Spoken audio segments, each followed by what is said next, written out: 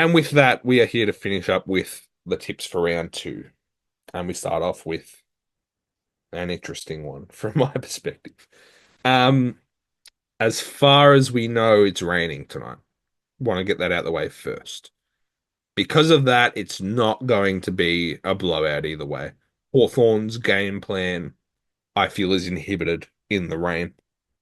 They won't be able to play it to its fullest extent, and that will make life a little bit easier for Carlton. So that's the first point. Second point is I'm fully expecting a response from Carlton. Um, if we are to be anything this year, we need to respond here. We can't get blown out by Hawthorn, or else it's yeah. Um, I always tip Carlton on the tipping app, so I will be tipping us by a solitary point on there. That's just how I am. I tip Carlton all the time. However, for the sake of remaining unbiased, I'm not going to tip us on here because I don't think it would be reasonable to expect us to win. A lot of people are tipping us to bounce back and win because it's just a Carlton thing to do, and I would not be shocked at all. If we come on here next week and Carlton have won, I'm not surprised in the slightest. However, it would be more reasonable to tip Hawthorn here by 10 points. Bulldogs Collingwood. Geez, at the MCG. Why is there a home game at the MCG for the Bulldogs against the Pies? I don't know. Collingwood just looked so impressive last week. Again, I spoke about the Bulldogs and how I was much more impressed than what I thought I would be by how they played. I think they'll hold up okay in this game. I don't think they're going to get flogged by the Pies. If they do, then we've got to start talking about the Pies seriously. Um, but then there's always that opening round performance that casts a little bit of doubt. But I think Collingwood are going to carry momentum well here. They're not going to win by as much, but I think it'll be fairly easy for them to run away with this. So I'm going to say Collingwood by 28 points. Essendon Adelaide. Oh, tough one. I might have said Essendon if they still had Langford and they still had Ridley, but I think those two losses are massive. They're going to get overrun in the midfield by Dawson and Rankin and Saligo.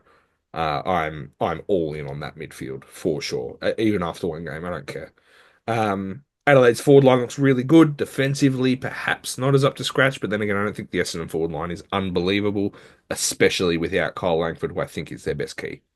So that being said, and Ben Keys in Melbourne as well always seems to Ben Keys against Essendon and Carlton in particular. Wrap it up. So he's going to kick four, um, and they'll probably win by 19 points. Port Adelaide and Richmond. As I said before, Port just need to bounce back here. If they don't, it is worry signs. Um, Not taking anything away from Richmond last week because they were fantastic and they were by far the deserved winner. Um, but I just don't expect them to back it up. I'm not gonna raise my expectation for them as a whole because of that one game. Because I think it was such an anomaly in terms of factors coming into play and how we performed and how they performed. Um, they're gonna have a pep in their step for sure. And I don't think it's gonna be a blowout by any means, but I just think Port need to respond. And they're the better team and they need to show that. And if they know or if they learnt any lesson from watching us play Richmond, just don't be complacent, and it's likely going to work in your favor. So I think they're going to beat Richmond by 40 points, which isn't as much as perhaps they might have expected prior to the season.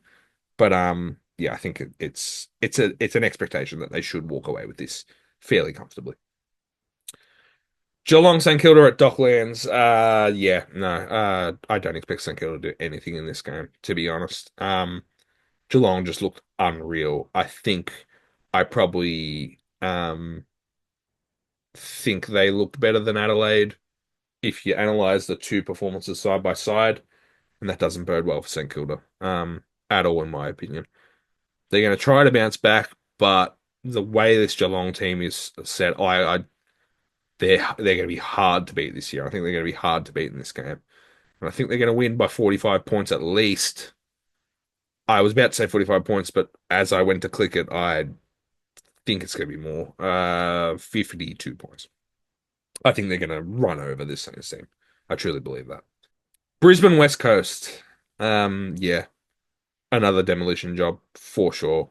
Um, I think what Brisbane were able to do from the position that they were in last week, and given the circumstances that we've already talked about, Lockie Neal, so on and so forth, was really impressive. I thought the Eagles were far from that, far from impressive. And at the Gabba as well, so not at home. I've got it hovering over 60. I think that's a pretty uh, reasonable prediction to make. So I think they win that by that much. North Melbourne, Melbourne at Docklands. Oh,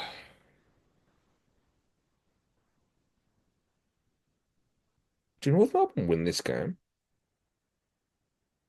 Oh, wait. Before when I was talking about Gold Coast and Melbourne, like I was looking at the ladder and seeing who Gold Coast played next, but they obviously have the bye.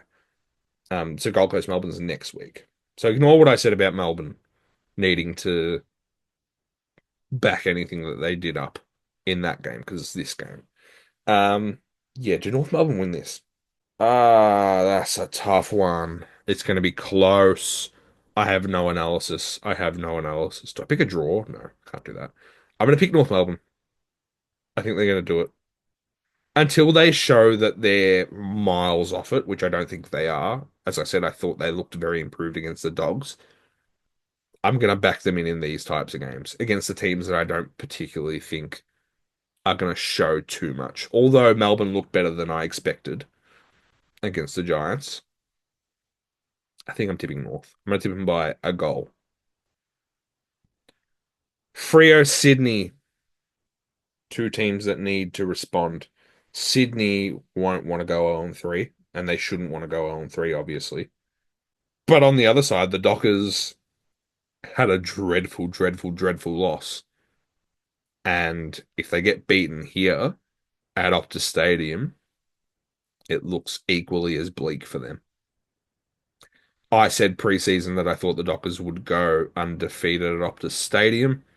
I am hardly as optimistic about the team as a whole, given what I saw against the Cats. However, I'm going to keep sticking with them for now, um, given I have them in the top four, and I think they need to play very well at this stadium, and they will start off pretty positively there for the year. Will it be a blowout? No, but I think they'll win by 2 goals, which is bad for Sydney to start the year. So yeah, that is it for round two tips. Geez, I really want us to win against Hawthorn. I can't be 14th and 0-2. Potentially lower depending on how these teams go. Ah man. Yeah. Anyway, let's let's outro this thing.